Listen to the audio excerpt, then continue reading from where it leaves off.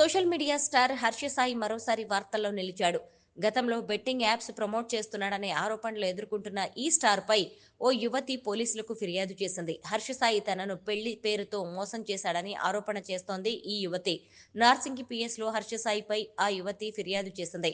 Advocate తో సహా Narsingi PS కి వచ్చింది ఆమె. ఇక సోషల్ మీడియాలో యూట్యూబ్ లో దాదాపు 14 మిలియన్ ఫాలోవర్స్ ఉన్న హర్ష సాయి బెట్టింగ్ యాప్స్ ను ప్రమోట్ చేసి రెండు చేతులా సంపాదిస్తున్నాడనే ఆరోపణలు ఉన్నాయి.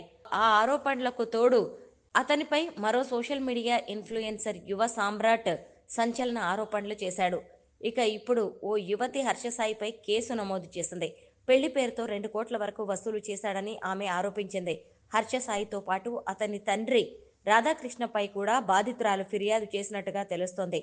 పేదలకు సాయం చేస్తూ వీడియోలు తీసుకుంటూ సోషల్ మీడియాలో పోస్ట్ చేస్తుంటాడు హర్ష సాయి. దాని ద్వారా ఎంతో మంది ఫాలోవర్స్ ని సంపాదించుకున్నాడు. హర్ష సాయి హీరోగా ఈ మధ్య ఓ సినిమా కూడా మొదలైంది.